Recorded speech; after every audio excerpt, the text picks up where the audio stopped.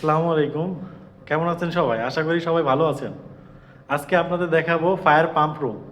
একটা ফ্যাক্টরিতে fire pump কিভাবে কাজ করে আর এটা কেন ব্যবহার করা হয় এটা আজকে আপনাদের জানাবো।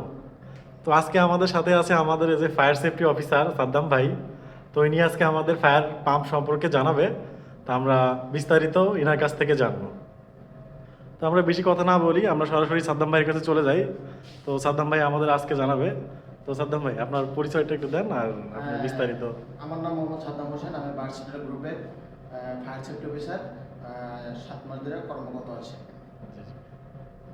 তো সাদ্দাম ভাই আমরা প্রথমে কোথায় থেকে শুরু করব বা আমাদের প্রথমে কি দিয়ে আপনি শুরু করবেন? আমরা প্রথম থেকে শুরু করবো ফায়ার পাম্প সম্পর্কে আমরা কিছু আপনাদেরকে ধারণা দেবো, যেমন ফায়ার পাম্প আগুন লাগলে কেমন চালু হয়, আমাদের ফ্যাক্টরিতে কয়টা পাম্প আছে সেই বিষয়ে কিছু আপনাদেরকে ধারণা দেবো। আমাদের এখানে 3টা পাম্প আছে। যেমন? প্রথম হচ্ছে ঝুঁকি পাম্প, ইলেকট্রিকের পাম্প, ডিজেল পাম্প। ঠিক আছে, ঝুঁকি পাম্পের কাজ হলো, ঝুঁকি পাম্পটা আমাদের আন্ডারগ্রাউন্ডে আছে, নিচে আছে। ঝুঁকি পাম্পের কাজ হলো আমাদের ওই পানির প্রেশারকে ধরে রাখা, কিংবা কি বলে লিকুইড বলে, তার পানিকে প্রেশারটাকে সে ধরে রাখতে পারে। তারপর মূলত যে কোনো অগ্নি দুর্ঘটনা ঘটে তাহলে আমাদের যে 3টা পাম্প সেট করা আছে, আমাদের এই যে ইলেকট্রিক পাম্প আছে সেট করা আছে আমাদের, আর হচ্ছে 750 জিপিএম পাম্প। এটা হচ্ছে আমাদের 750 জিপিএম পাম্প। তারপরে এটা আছে আমাদের আরেকটা আছে আমাদের ওই ডিজেল পাম্প। ঠিক আছে, ডিজেল পাম্প ওই 3টা পাম্পের 3টা প্যানেল বোর্ড আছে। এটা হচ্ছে আমাদের ঝুঁকি পাম্পের, আর এই পাশেরটা এটা হচ্ছে আমাদের ওই ডিজেল পাম্পের কন্ট্রোল বক্স। ঠিক আছে, আর একটা আমাদের ইলেকট্রিক্যাল পাম্পের কন্ট্রোল বক্স হচ্ছে এইটা। ঠিক আছে, ওইটা হচ্ছে ইলেকট্রিক পাম্পের কন্ট্রোল বক্স। Control board. ঠিক আছে, এই যে আমাদের এটা হচ্ছে fire electric pump. Electric pump. ঠিক আছে, এটা 750 জিপিএম এর পাম্প। এটা তো ভার্টিক্যাল না? এটা ভার্টিক্যাল সিস্টেম।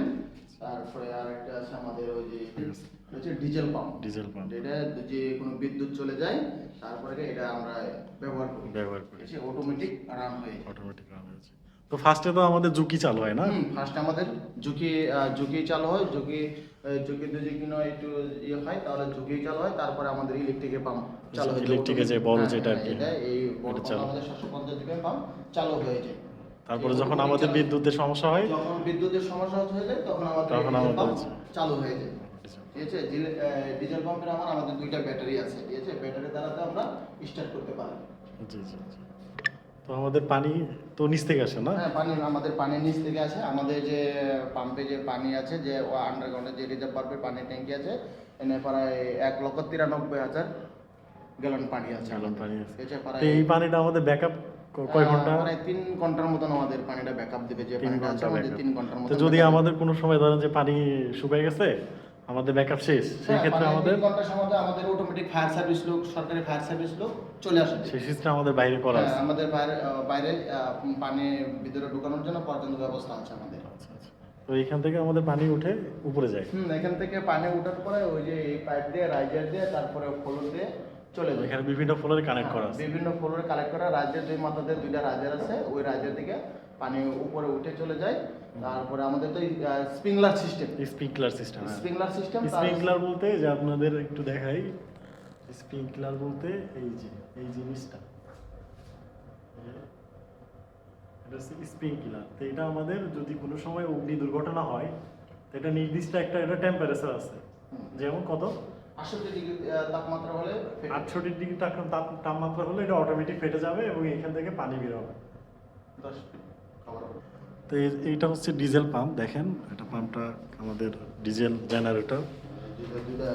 দুইটা ব্যাটারি আছে। এটা হচ্ছে ব্যাটারি ব্যাকআপ, কারণ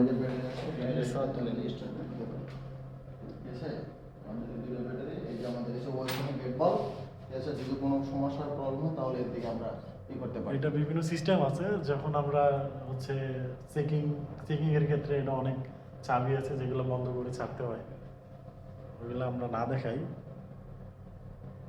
সব কিছুর একটা সিস্টেম আছে। এটা হচ্ছে অয়েল ট্যাঙ্ক, ফুয়েল ট্যাঙ্ক। তো এটাতে কতখানি তেল? আমাদের 500 গ্যালন আছে। 500 গ্যালন। ঠিক আছে। তো এই ছিল আমাদের আজকের ভিডিওটা যদি আপনাদের ভালো লাগে অবশ্যই একটি লাইক দিবেন আর আমাদের পেজটা ফলো দিয়ে আমাদের সাথেই থাকবেন। ভালো থাকবেন সবাই। আল্লাহ হাফেজ।